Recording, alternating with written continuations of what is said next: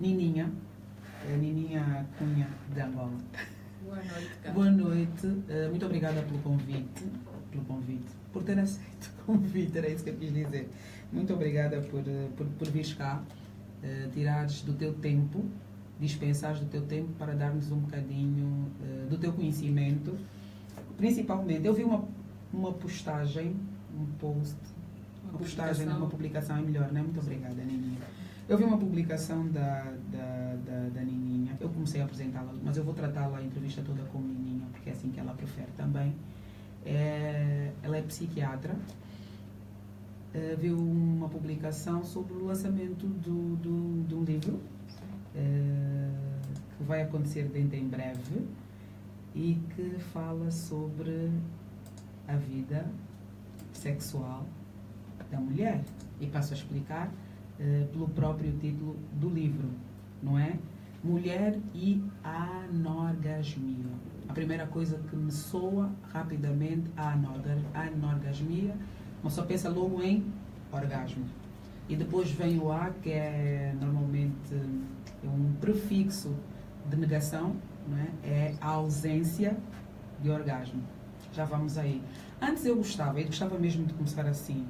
Doutora Nininha, agora tem que chamar assim, Doutora Nininha, faz parte daquele grupo restrito dos únicos 7 psiquiatras que temos aqui? Infelizmente, sim, faço parte. Uma pessoa se ri, né? Mas é trágico. É trágico, né? Numa população de quase 25.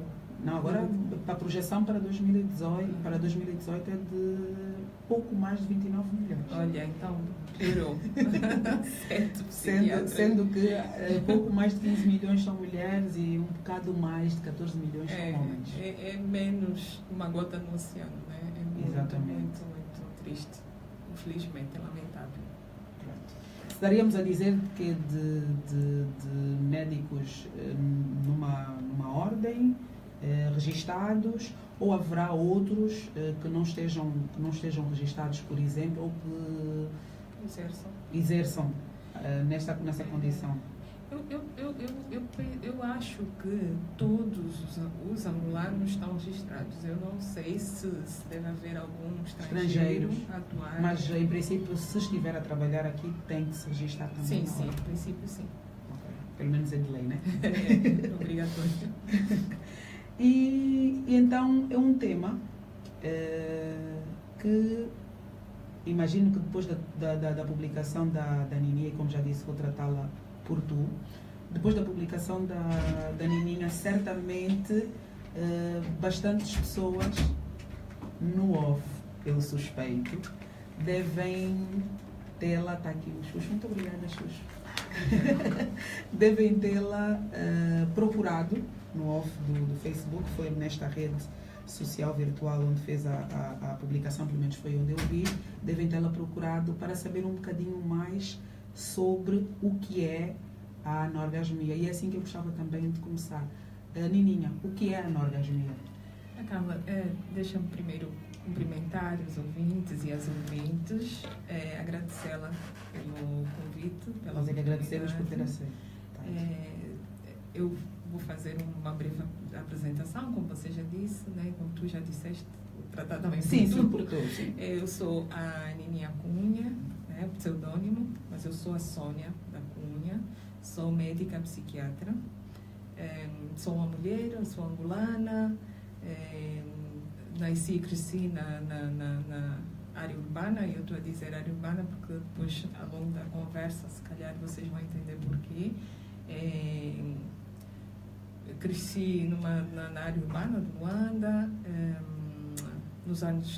na década de 80, me formei em medicina recentemente, depois de um ano fui para fora, passei em 2 universidades, onde fiz a especialização em psiquiatria, e costumo dizer que eu sou pesquisadora da sexualidade humana, sou curiosa da sexualidade humana, e tenho estado a atender mulheres, principalmente em consultório, também faço um trabalho de ativismo,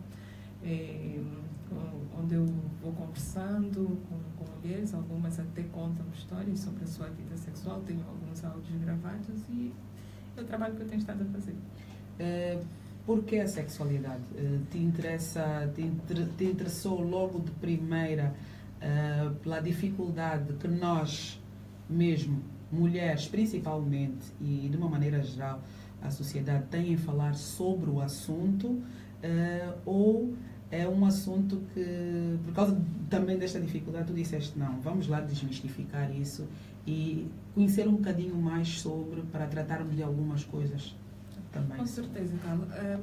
Eu interessou-me a pesquisa nessa área porque eu conheci uma senhora no Brasil que eu sou, digamos, fã, que é uma professora, né, livre-docente da USP, que ela é médica, psiquiatra, também é pesquisadora da sexualidade humana, ela é chefe do serviço ProSex, um serviço que só faz atendimento nessa área, e fez um estudo em 2004, o maior estudo sobre sexualidade humana da América Latina.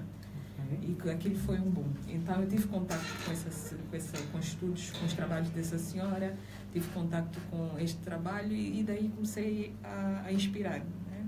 Isso vai para aí uns 4 anos. E tenho-me dedicado. E já aqui em Angola, o que você disse chama-me a atenção num atendimento, no consultório, que haja as perguntas que podem parecer muito básicas, mas chamam a atenção para um problema, porque elas repetem-se. São perguntas que são básicas, mas ao mesmo tempo são várias mulheres que me colocam a mesma questão. Então chamam a atenção e levou-me a mergulhar numa busca, pesquisa, aqui com mulheres que vivem na área urbana. Ok. Daí para o livro, sentiste a necessidade de transformar essa preocupação que era levantada por muitas mulheres no consultório. E não só. Fora do consultório. Mas sentiste essa necessidade de passar para o livro para que aquelas pessoas que não te possam procurar ou procurar outro ou outra especialista na mesma área ou áreas similares e que possam ver resolvidas determinadas questões, o livro possa de forma mais abrangente dar resposta, pelo menos a algumas questões? Eu pude perceber que faltava informação. Então, o que me levou também a querer partilhar, escrever o livro e partilhar, foi isso. Eu quero levar também um pouco do conhecimento às outras pessoas, às outras mulheres. Eu fui fazendo essa pesquisa sem sequer pensar que um dia eu escreveria esse livro.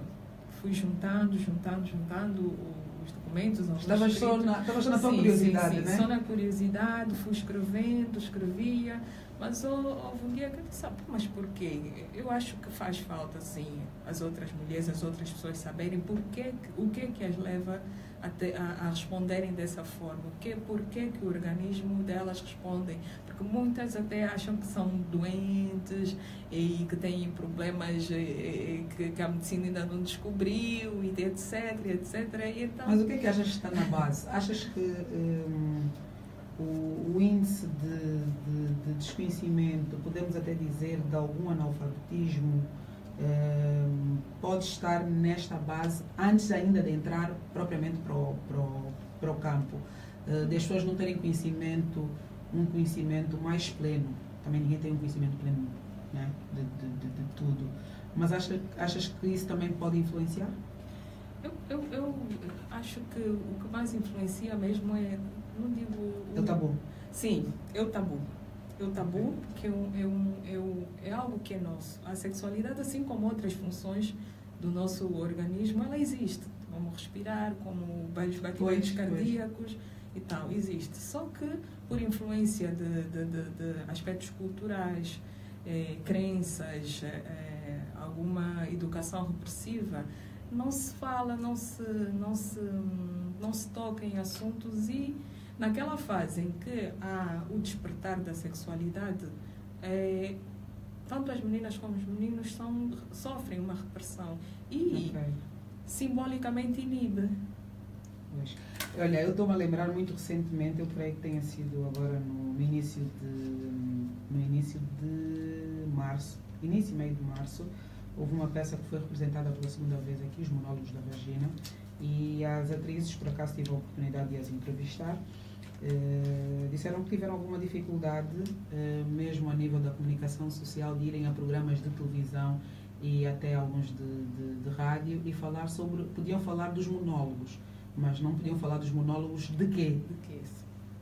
Porque havia aquela situação toda, a vagina não se pode dizer, e pronto, a vagina é o órgão.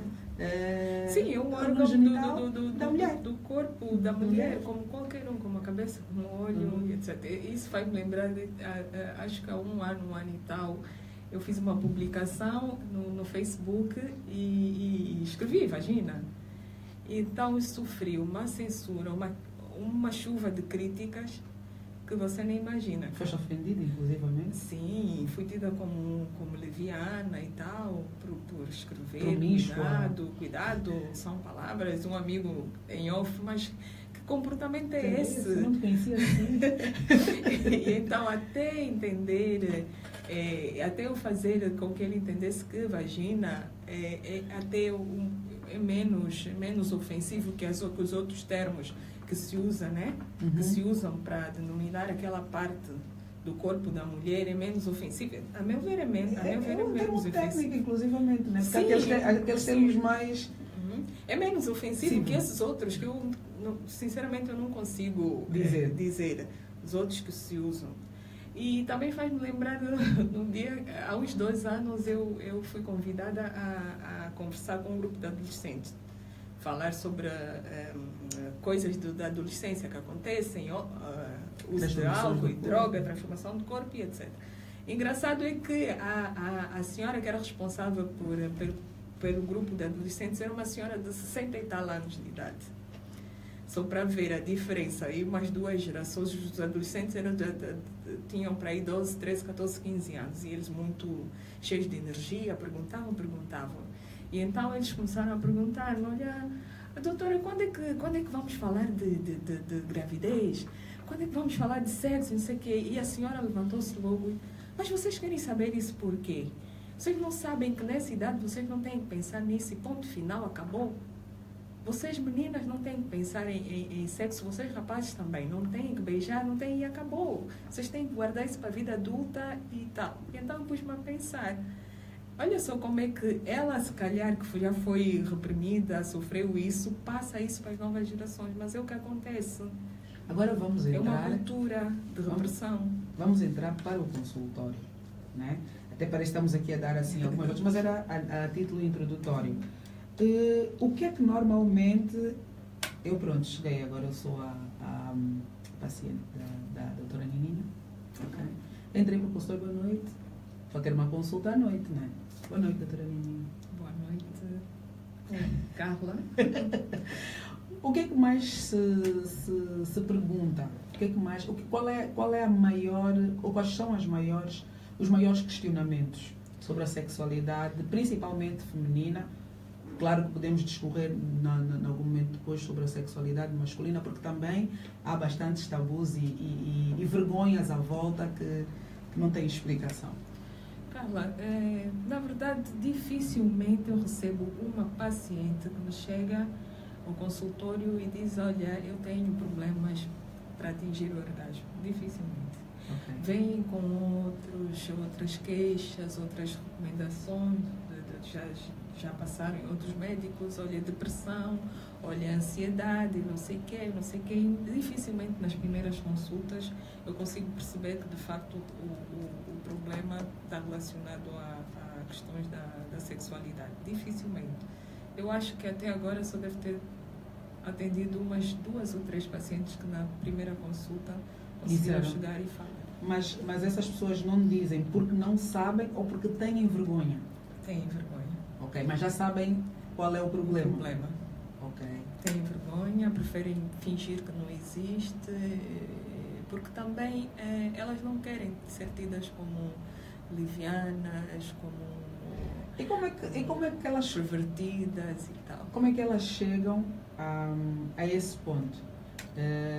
até o ponto de admitir que sim, isso é um trabalho de várias sessões, eu penso, né, porque não deve a doutora atender numa sessão e descobrir o relatório, né, fazer a árvore genealógica da pessoa.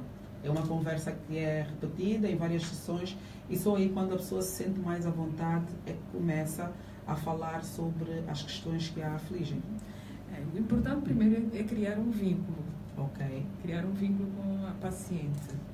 Eu, normalmente, quando vejo que há esta defesa por parte da paciente, vou deixando primeira, segunda consulta, quando crio um vínculo, e como é que está a sua sexualidade?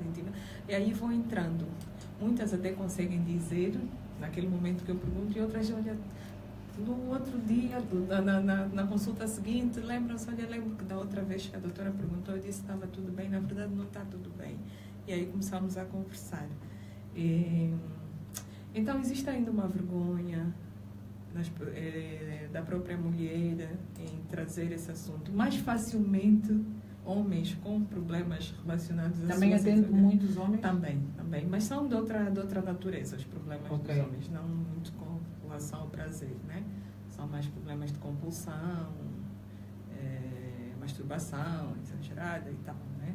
Não estão muito relacionados ao prazer, mas com relação, comparando com os homens são mais abertos. Mais abertos. Conseguem, logo na primeira, já chegam meio mais ansiosos. Então quer dizer que as mulheres são mais reprimidas que os homens, né? Então, porque tem toda aquela questão da histórica, a questão da educação. A mãe.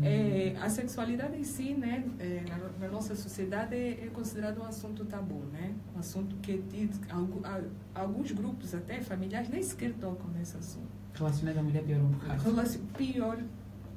Né? Só para ver quando as crianças chegam naquela fase do desabrochar, das hormonas e tal, há famílias que compram preservativos, compram preservativos para os rapazes e dão preservativos aos rapazes. Mas não dizem nada. Mas as meninas não, elas não podem ter isso. Tem que se guardar para o casamento. Mas elas têm período menstrual, por exemplo. Sim, período menstrual, mas não se fala do prazer. Até em livros técnicos, em livros médicos, em livros da saúde, os órgãos genitais são olhados simplesmente como órgãos reprodutivos. Ok. E não se fala do prazer, que também é uma função deles. E não vem. Então, nas famílias não se fala. Mas o trabalho é enorme. É muito grande. Mas eu, no meu estudo, eu consegui saber de alguns grupos aqui em Angola que abordam a sexualidade de forma diferente. Ok. Tem algumas práticas, alguns rituais que estimulam a sexualidade, o prazer feminino. Ok. Isso é partilhável? Parece que são grupos fechados. Ok. Mas faz parte da pesquisa. Sim, me parece que tem muito a ver também com uma influência daquilo que é religião. Existem alguns mitos relacionados ao pecado também. Okay. Aquela mulher que toca nos genitais tem a mão suja, é considerada impura, é pecadora, que vai para o casamento, não virgem, a família vai exigir, vai ser olhada pelo futuro marido, como alguém já leviano. Então existe esse usada, né? Sim, usada. Aquela dupla moral. Enquanto a sociedade estimula o rapaz para ter experiência, assim, desestimula a menina. Mas há um contrassenso aí, não é? Se ele é estimulado, e nós estamos a falar de uma sociedade em que nós olhamos para a sexualidade heterossexual. Sim, também tem isso. Exatamente. Olha, que no meu livro eu nem entro nesse aspecto, porque senão o livro eu fiz afunilei mesmo e fiquei só pelo prazer sexual. Porque se for abrir e falar da sexualidade, a sexualidade é um conjunto complexo de comportamentos, de atitudes, de afetos, de sentimentos que visam a busca do desejo sexual, seja ele carnal ou não. Então, falar de sexualidade é muito mais do que prazer. Pois, eu dizia que nós olhamos para, quando falamos de sexualidade, olhamos tirando um ou outro exemplo, mas que constitui gotas no oceano, não é o maior número. Se estimula os rapazes à sexualidade com mais facilidade, eles vão fazer sexo com quem? Com as meninas. Ou maioritariamente com as meninas. Maioritariamente com as meninas. E com meninas que não estão preparadas. Só para lembrar que uma das causas também que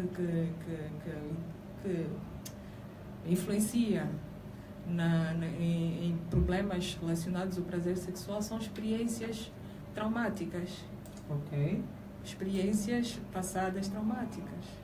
De violações, de ato sexual doloroso, dela não estar devidamente preparada. Então, não consentido. Não consentido leva um bloqueio. Então essas meninas não estão preparadas e elas são, digamos, obrigadas a se entregar. Pois. Não conhecem o seu corpo, não sabem como é que funciona. E isso pode categoricamente levar uma mulher, por exemplo, à frigidez? Pode sim, pode. Porque a frigidez também é um transtorno do prazer sexual. A frigidez é um transtorno do prazer sexual. É um caso que vai parar muito os gabinetes de médicos e de médicas. E esse termo frigidez confunde-se muito. Okay. Confunde muito porque então, há mulheres que não são frígidas, há mulheres que são anorgásmicas. Ok. Que não têm orgasmo. Sim, há pessoas que têm dificuldade ou nunca tiveram? Elas têm desejo, conseguem cumprir com as etapas, algumas etapas do ato sexual em si, só não chegam no pico de prazer máximo, que é o orgasmo. Okay. Agora, a mulher frígida, ela nem sequer tem esta vontade, desejo, não cumpre com aquelas... Ou ela não conseguir chegar ao orgasmo, está ligado... Há bocado estávamos aqui, muito rapidamente, no off, estávamos a falar que não há nenhuma ligação concretamente ligada com nada orgânico. Né? Tem muito que ver com a cabeça da pessoa, tem muito que ver com coisas que ela já tenha vivido, que não são palpáveis, não são físicas. Não são identificáveis. Na maioria e assim, um grande número de mulheres, né, que têm problemas, quer seja de frigidez, anorgasmia, não tem nada físico. Ok. Tem os órgãos genitais, a vulva, considerada normal, as dosagens hormonais consideradas normais e tal. Muitas delas ficam anos e anos e anos a fazerem exames e consultas, vão ali nesse médico, vão naquele, e não tem nada. E a literatura fala disso, que a maioria tem mesmo a ver com questões psicoemocionais. Okay. Isso pode ter começado lá atrás. Influenciadas pela educação opressiva, a autoculpa, traumas. A sociedade tolera um pouco, tolera mais a descoberta da sexualidade por parte dos meninos. Por volta dos 4 anos, 5 anos, quando as crianças começam a tocar nos genitais, não por prazer sexual, mas por um reflexo e tal, mas elas começam a se conhecer. Na adolescência, os rapazes têm permissão para ficar mais tempo na casa de banho porque estão a masturbar, mas a menina não, tira a mão daí, fecha a perna, você não pode tocar ali, tal. E então reprimem. Inconscientemente há uma repressão e até se dar conta na vida adulta que... Mas como é que se... Não sei se propriamente era falar de mudar, mas pelo menos começar com um processo de anulação desta parte, se calhar para criarem pessoas mais normais, porque a sexualidade faz parte da vida humana. Da vida humana, sim. Mas isso tem a ver com questões históricas também. Provavelmente aquela mãe, aquele pai, aquele grupo familiar também recebeu isso. Mas são essas questões históricas que se perpetuam. Sim, se a cada geração o trabalho não for diferente, sim, por exemplo. Precisamos fazer um trabalho grande de mudança de consciência, porque gera angústia, gera transtornos psiquiátricos até. Eu já atendi adolescente com transtorno psiquiátrico grave porque se masturbou e achava que ia para o inferno e era pecador. Sim. E então gera uma angústia muito grande mesmo. E para fazer um trabalho psicológico, para fazer com que ela mude, porque ela entra em conflito aquilo que ela aprendeu que é certo e aquilo que é o corpo dela. Como é que ela começa a responder? Que a biologia... Sim, porque naquela fase o corpo fala. O corpo fala, não tem como. Como é que a escola, o ensino de base, estaria eu a dizer, né, trata destas questões? Não, tens alguma experiência que... As escolas não falam do prazer.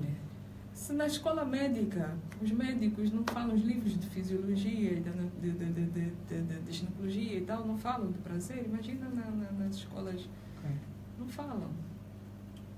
É reprodução. E fica por aí. Parece aquela coisa meio animal, né? Meio animal. E eu acho que até é meio humana mesmo, porque para os animais, sim, a gravidez é uma consequência. Eles fazem por prazer, né? Pois, é isso. Então, é muito. Mas não será muito por causa de juntai-vos e multiplicai-vos? Sim, também eu nem gostaria de entrar muito nesse aspecto aí Mas é sim, uma consequência, é uma das causas, vá, também. É uma a religião. Sim, a religião influencia muito. E olha que esta adolescente traz isso no livro. Que eu trago assim de forma subjetiva. Depois as pessoas que forem ler o livro, se calhar depois se quiserem tirar alguma dúvida, em off mandar uma mensagem, mas eu aponto alguns aspectos que entram também na questão das crenças, da religião, do cristianismo. Há uma construção bem edificada, é de concreto. Daquilo que é puro, daquilo que não é puro, daquilo que é pecado e que não é, da construção de que é a mulher pura e a leviana, como é que é o comportamento da mulher pura, que é aquela que é aceitada, que é mais bem vista na sociedade e tal. Tem isso. E dificilmente uma mulher quer ser tida como leviana. Pois, principalmente, né, e dependendo da sua educação. Muitas vezes. Eu mesma, foi durante muito tempo, eu já fazia esses estudos, as pesquisas, mas recentemente, aí uns 2 anos, é que eu vi dar caras e falar disso abertamente, porque também estava num grupo social, vivia num grupo social opressivo. Ok. E tive problemas. Familiares, inclusive. Sim, por causa disso. Então, o que é que nós mulheres temos que enfrentar, né? Há muita coisa a ser feita. Mas eu acho que algo também que me fez sair e falar desse assunto é trazer chamar a consciência e a reflexão das pessoas, principalmente das mulheres. Uhum. Principalmente das mulheres, porque eu acho que é algo que é nosso e que não nos deve ser roubado dessa forma, e que temos que viver esse lado na plenitude. Isso também é sermos emancipadas. Isso também é sermos livres. Pois, mas chegar até aí ainda é um bocadinho difícil. E tu disseste que a tua base de incidência para a pesquisa foi aqui, a zona urbana. Propositadamente? Propositadamente não diria, por causa de algumas limitações também. Ok. Algumas limitações, eu trabalho, tenho algumas responsabilidades e tal, mas eu pretendo futuramente mesmo expandir um bocadinho. Sim. A tua base de incidência. As mulheres com que idades, e reparem que eu não estou a fazer essa questão à Nindinha para falar de uma forma geral, é focando na pesquisa que ela fez. Isso normalmente faz uma amostragem, Qual é o número maior de mulheres, particularizando, que normalmente, e qual é o intervalo das idades, né, das mulheres que vão parar ao consultório com os maiores questionamentos? São mulheres na casa dos 30, maioritariamente. Talvez porque essas mulheres já tenham tido alguma vivência mais longa com parceiros, são maioritariamente casadas ou numa relação estável, alguma vivência, porque as mais jovens ainda têm aquela questão de que às vezes, olha, o problema não está em mim, se calhar o parceiro, e vou mudando, vou trocando, tentando achar um parceiro que as proporcione esse prazer. Mas aquelas que já estão numa união mais estável, elas reconhecem como problema. Então, eu já vivo com o meu esposo, meu parceiro há X anos, mas ainda não tive prazer. Só para contar que há um ano e tal, atendi uma senhora que já estava casada há mais de 20 anos. E ela veio também, estou cansada, queixas assim, físicas e tal, isso pode ser depressão. Aí chegamos nessa parte e ela contou-me, né, que nestes anos todos nunca tinha tido orgasmo, nem sabia o que era. E aí eu sugeri, né, que fizesse uma consulta a ela e o parceiro. Ela disse, olha, doutora, nem vale a pena, eu não posso fazer isso, porque esses anos todos eu fingi. E o meu marido acredita que eu tenho prazer, que eu tenho orgasmos quando estou com ele. Como é que eu vou chegar agora e dizer que nunca? Nunca. Vou ter um problema muito grande. E então, a angústia dela também, para além dela nunca ter experimentado, também vinha daquilo. Exatamente, porque ela, por um lado, ela nunca se sentiu satisfeita a esse ponto, porque ela certamente deve ler e sabe que o ponto mais alto ela nunca terá chegado. Por outro lado, ela sente-se culpada também pelo marido não conseguir satisfazê-la, porque ela favoreceu, né, que essa situação se instalasse, né? Lá bem para trás, se tivesse sido sincera, se calhar não sei, mas ela tem um peso de culpa. e outra coisa que também me preocupa é que existe, Carla, o número de mulheres que fingem ou ter orgasmos é enorme também, muito grande. Isto é muito grave. grave. Nós estamos realmente... Não, porque também tem aquela... Muitas têm aquela ideia de que se o parceiro precisa perceber que ela não gostou, ele vai fugir, vai procurar outra e tal. Às tantas ele se toca. Sim, às tantas ele se toca e também participa, porque ele participa. Exato. Ele faz parte do problema também. Pois, as mulheres... também é solução. Tem que ser, Sim, tem que fazer parte da solução. Mas aí tem que haver conversa, tem que haver diálogo entre o casal. As mulheres que normalmente têm experiência de que as mulheres costumam tocar o seu corpo, explorar o seu corpo, porque não havendo a possibilidade ou havendo muitas possibilidades de anorgasmia ou orgasmos fingidos, não é? As mulheres podem e têm essa prerrogativa de buscarem, né, o autoprazer. E é bom que as mulheres tenham essa liberdade e entrem nessa busca, porque só se pode exigir do parceiro quando você se conhece. Se você não sabe se gosta de ser tocado aqui ou ali, como é que você vai dizer ao parceiro, vai direcionar, né? Olha, toca aqui mais tempo, o toque é esse, não seja muito firme ou não toque muito leve. Você tem que se conhecer, a mulher tem que se conhecer para poder dar essa orientação também ao parceiro ou à parceira, né, sexual, Se não se conhece, é mais difícil. Dificilmente.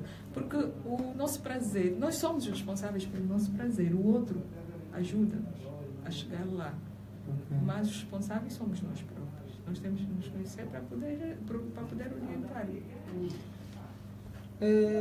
Os partos, a vida corrida que as pessoas têm no geral, podem influenciar negativamente? Eu não vou pôr positivamente porque eu acho que não sei. Com os partos eu não sei, mas acredito que a vida corrida que nós hoje levamos certamente pode influenciar negativamente para que se chegue ou para que o resultado da vida sexual seja um resultado pleno de prazer, quer para um lado, quer para o outro, e principalmente para a mulher, por causa de todas as coisas que nós aprendemos lá atrás e que são transportadas para toda uma vida. Sim, o estresse, a fadiga, as preocupações influenciam negativamente, né? Porque para iniciar o ato precisa começar a cumprir aquelas fases, e para entrar para a fase do desejo precisa de estar bem, de pensar em coisas boas que a estimulam. Dificilmente alguém que está cansado, preocupado, está estressado, pensa em estímulos, olha para as coisas como estímulo. Então não se pode pular etapas. Primeiro é o desejo. Se você não tem condições para começar o desejo, não vai desenvolver, não vai para as outras etapas. Então o estresse... E quando se é forçado a ir nessas condições ou forçada... Não vai. Não vai, né? Não vai, acontece. Porque há fases mesmo que tem... E para os homens será mais fácil por causa da anatomia do órgão sexual, do pênis? Porque eu costumo dizer que é um apêndice, né? Está cá para fora, das mulheres fica entre aspas. Acho que a anatomia também não nos favoreceu muito nesse sentido. Sim, os estudos ainda estão numa controvérsia com relação a isso. Fala-se mais mesmo de fatores psicoemocionais. Ok. Mas pode ser que seja. Porque se costuma dizer... Mas há mulheres que têm também a anatomia que as favorece. Não, quando eu digo isso é porque se costuma dizer, se numa relação entre homem e mulher, uma relação sexual, se o homem não quiser, não tiver prazer, for frígido, os homens também são frígidos, não é? Também tem frigidez masculina. Tem. Pronto. Se os homens forem frígidos, muito dificilmente, mais dificilmente, ou posso dizer mesmo, não acontece uma relação sexual plena. Sim. Né? Porque a relação sexual não é só penetração. Sim. Então, mas se a mulher não quiser, não é? Ainda assim acontece. Por causa neste campo, por causa da anatomia dos órgãos. Sim. Mais facilmente acontece quando a mulher não quer e o homem quer do que o contrário. Do que o contrário, sim.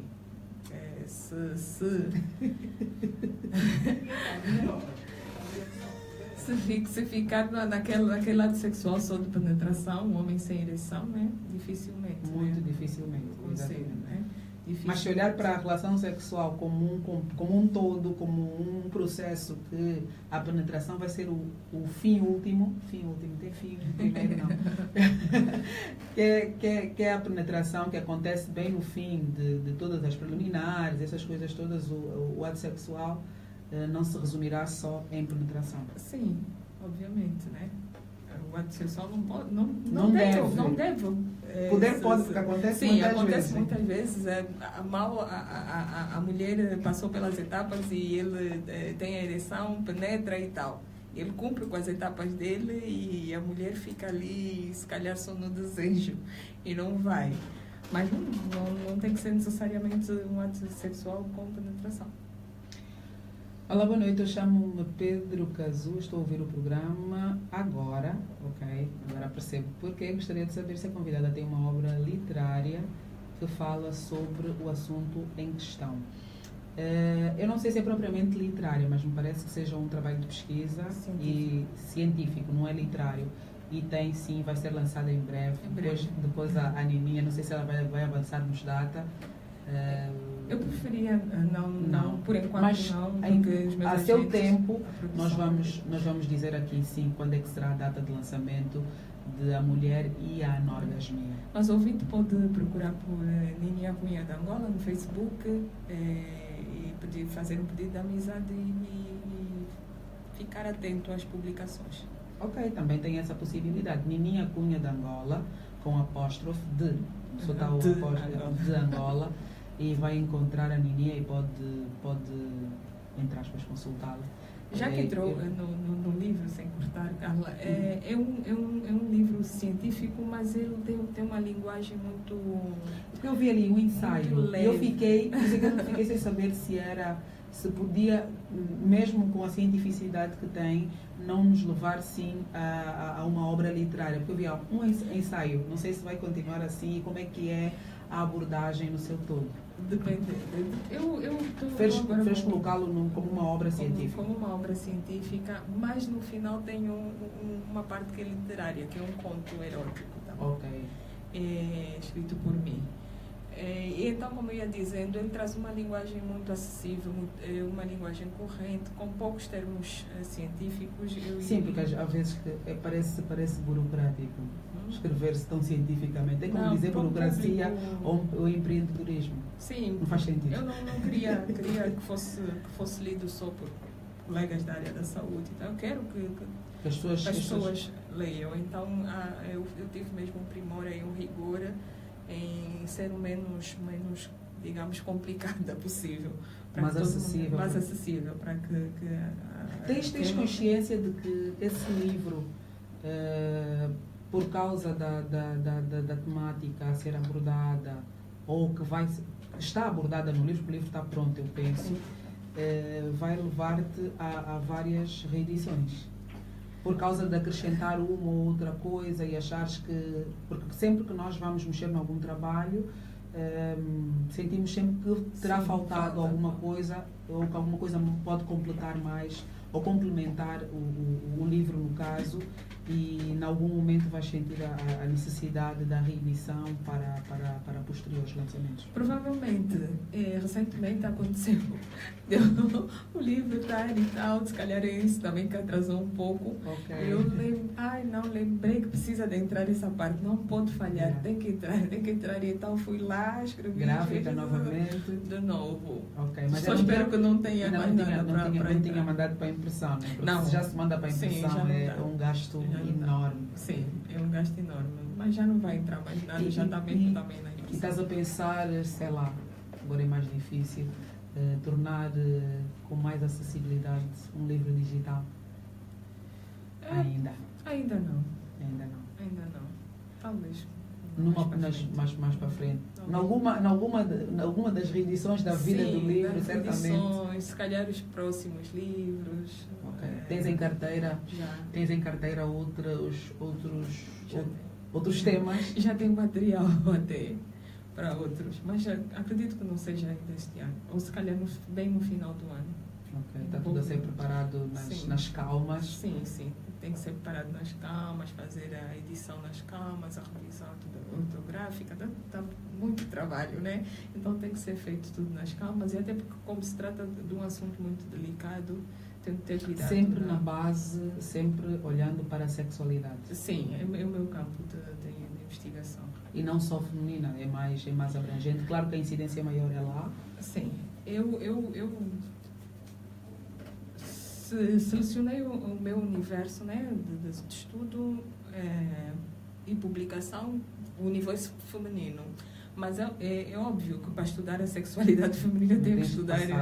Resvala sempre para a sexualidade masculina. A sexualidade masculina não tem como. Então, não sei, tenho recebido, por exemplo, mensagens a perguntar quando é que você vai escrever para os homens e tal, não sei. Tu dizes, eu escrevendo para as mulheres, estou também a escrever para os homens. Sim, e o livro é para ajudar as mulheres a se conhecerem e fazer aquele percurso todo até chegarem ao ápice, né? Lá o pico do prazer. O objetivo é esse, né? Claro que eu não quero trazer uma cartilha, o ABC. Sim. Porque varia de pessoa para pessoa. Se calhar uma leitora vai ler e dizer, olha, ela não escreveu algo que me identifica. Enfim, não é uma cartilha, né? É um contributo da um Nininha. contributo, mas principalmente para uma reflexão geral. Uma reflexão de hoje, em pleno século XXI, ainda somos reprimidas e não conseguimos viver em plenitude aquilo que é nosso. E deveria estar conosco. As mães levam as filhas ao consultório se derem conta disso? Já As mães recebeste levam as filhas às consultas de ginecologia? Ok.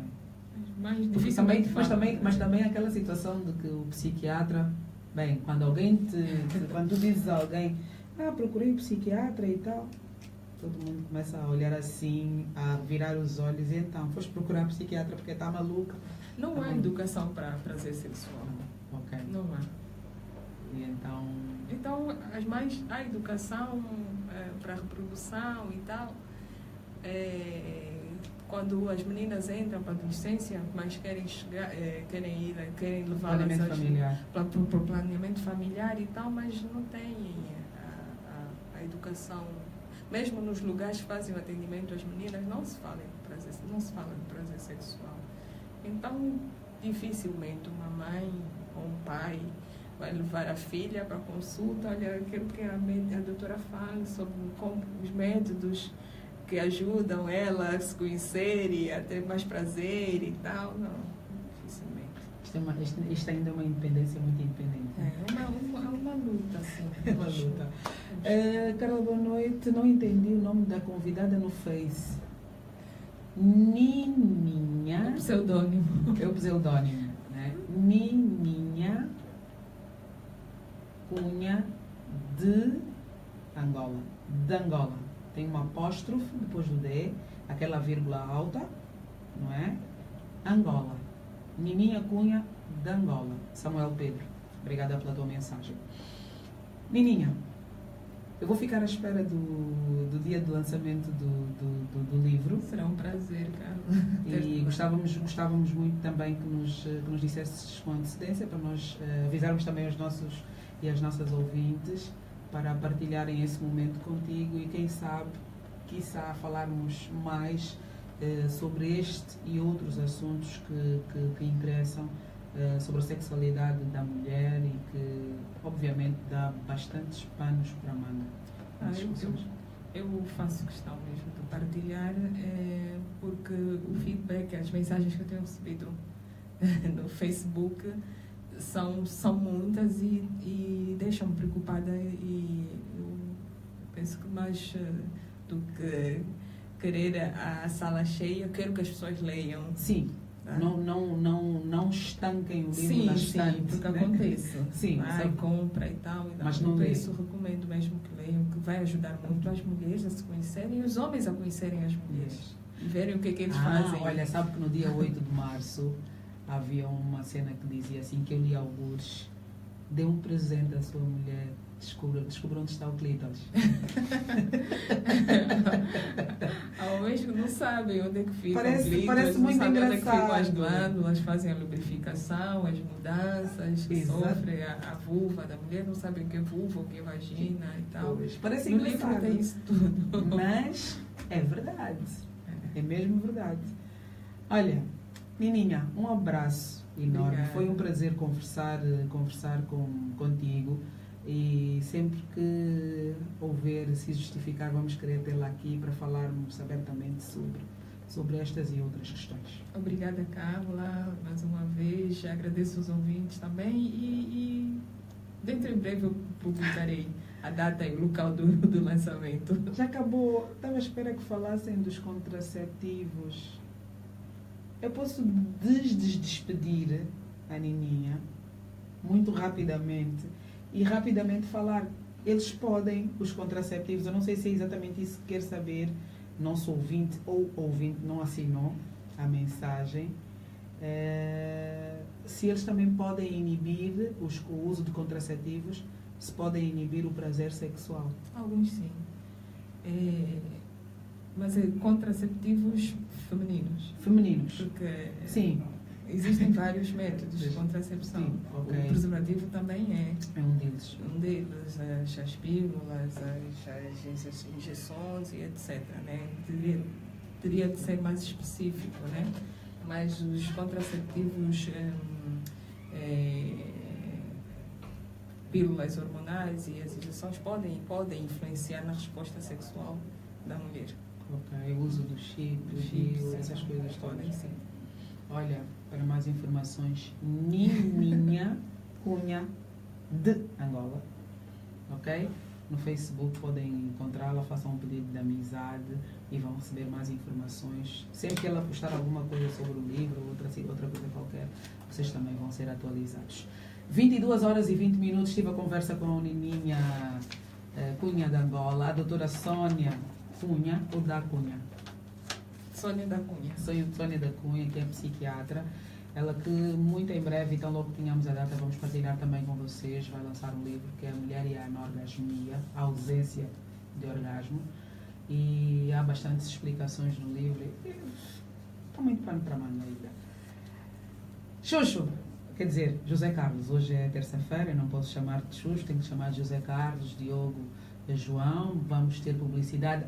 Lembre-se que se você quer ver o seu negócio crescer, não tem outra. Ou melhor, tem. É na 99.9 ou em 101. É Rádio Luanda.